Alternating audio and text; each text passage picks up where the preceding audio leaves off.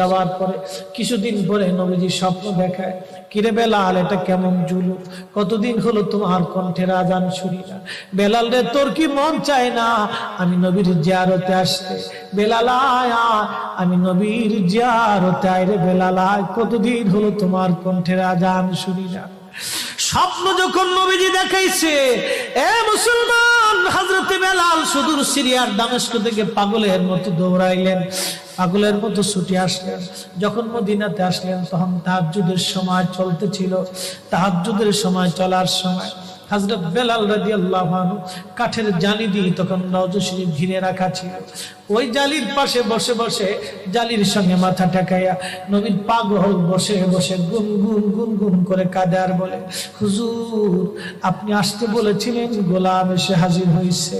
নবী গো, আজান দিতে বলেছেন, আমি আজান দিলে আপনি আগে নামাজ আসতেন।